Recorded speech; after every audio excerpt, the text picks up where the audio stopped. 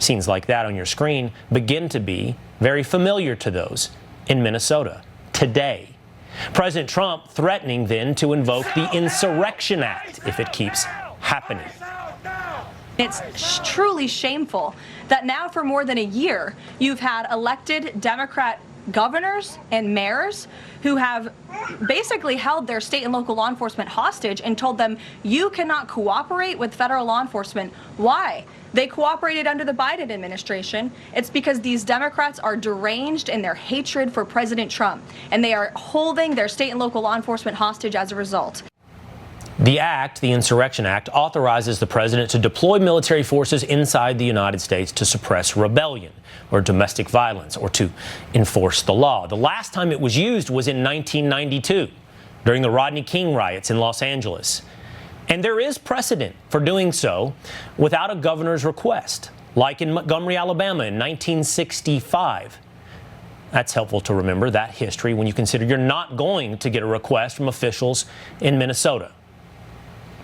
We have residents that are asking the very limited number of police officers that we have to fight ICE agents on the street, to stand by their neighbors.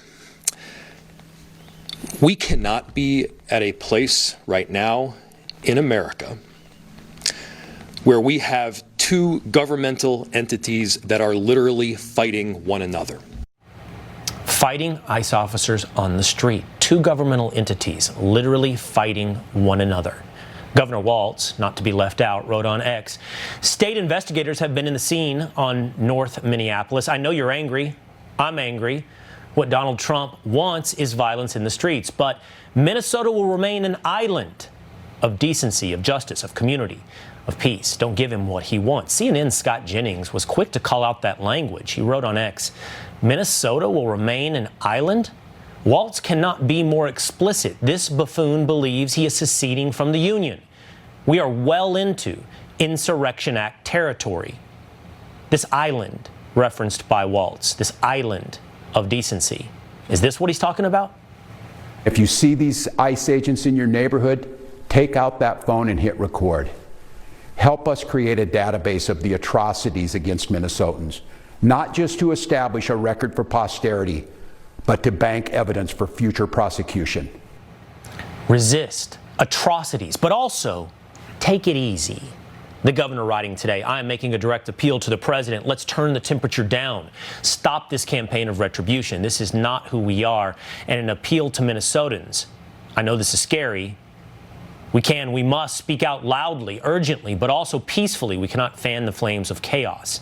That's what he wants. But the governor and the mayor are speaking out of both sides of their mouth. Their addendums and their calls for peace, footnotes, asterisks, after calling ICE masked kidnappers, after calling for fights in the street, after calling Minnesota an island. Who reads the footnote when you use that kind of inflammatory language?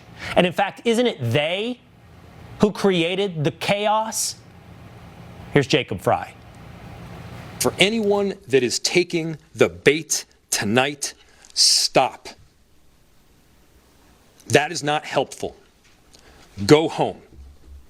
We cannot counter Donald Trump's chaos with our own brand of chaos. And I have seen thousands of people throughout our city peacefully protesting. For those that have peacefully protested, I applaud you. For those that are taking the bait, you are not helping, and you are not helping the undocumented immigrants in our city. You are not helping the people that call this place home.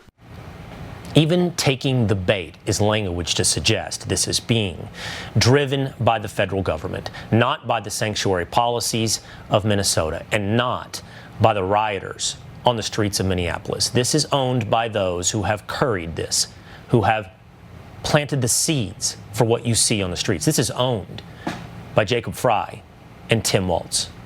Why are you sensationalizing the propaganda? What are we sensationalizing? To attack our community. What's your final objective? We're not attacking your community by any means. Are you making good money from this? We're looking for fraud. No, for instance, can you answer our question? Where's the It's not there. And why don't you answer? How much money are Why don't you answer The question, where's how much money are you making? I make money off of YouTube. That's how I make my money. Exactly. So you're making money off of sensationalizing. My job and attacking is the Somali community. I'm not attacking you guys. We're asking. I'll tell you fraud the reason is why fraud, this is sir. happening. All right. Let me tell you the reason why fraud is fraud, correct? Yes. This has nothing to do with race. This is fraud. This absolutely has to do with us being Muslim. No, it does not. All right, and us being from Africa. This is a constitutional argument. If you don't want us here, change the freedom of religion. Say, listen, you don't want Muslims in this country anymore. We're not saying that. No, you hate Muslims. I'm not saying I hate Muslims. We're talking about fraud. We're talking about fraud. Why are you attacking us? This are we is the fraud. only community that suffers because of fraud? We're talking about fraud. Are we the only community that does fraud? Are we the only community that does this? Breaking tonight, federal prosecutors are charging 26 people in an alleged point shaving scheme involving dozens of college basketball players, many of whom are accused of fixing games. Correspondent Molly Line joins us now with the latest on this. Good evening, Molly. Good evening, Brett. Prosecutors say the scheme spanned 3 different years and involved 17 NCAA men's teams. We allege an extensive international criminal conspiracy of NCAA players, alumni, and professional bettors who fixed games across the country and poisoned the American spirit of competition for monetary gain.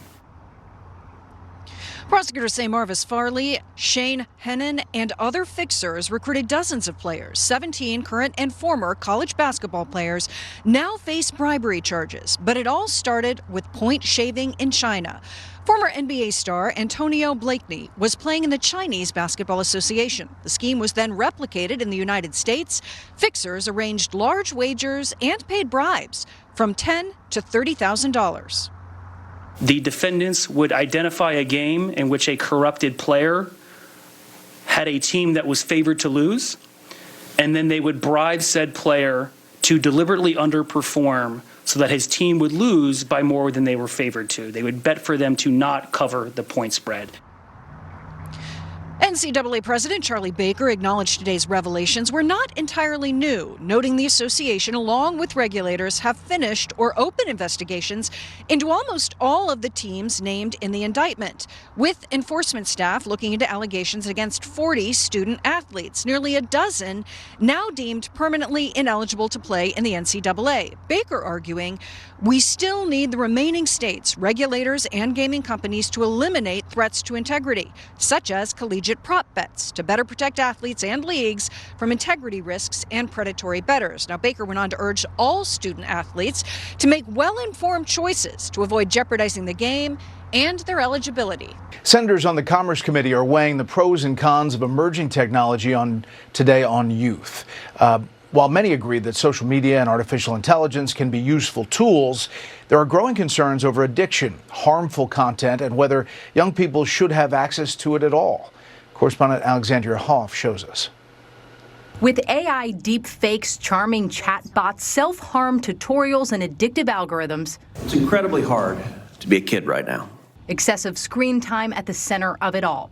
On Capitol Hill, experts stress the strain this is causing young minds, and not just during the hours spent scrolling at home. Gen Z is the first generation in modern history to underperform us on basically every cognitive measure we have. What happened around 2010 that decoupled schooling from cognitive development? The answer appears to be the tools we are using within schools. If you look at the data, once countries adopt digital technology widely in schools, performance goes down significantly. Witnesses arguing today that the importance of early digital literacy via classroom screen time may have been oversold and should be reassessed.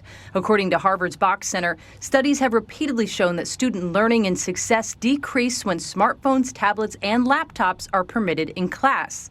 Today's hearing coincided with Australian officials revealing that about 4.7 million social media accounts have been removed since the country implemented a landmark ban for users under 16 a month ago. The United Kingdom is now considering similar action as a bipartisan group of U.S. lawmakers push to set a minimum age of 13 to use social media. Social media apps are deliberately engineered to hook kids. Right now, 7 states have active restrictions in place. Civil liberty groups argue that sweeping social media bans could infringe, though, on a minor's right to free expression. Brett. All right, Alex, thank you. Sure. Stocks were up today after a 2-day slide. The Dow surging 293, the S&P 500 added 18, the Nasdaq gained 58.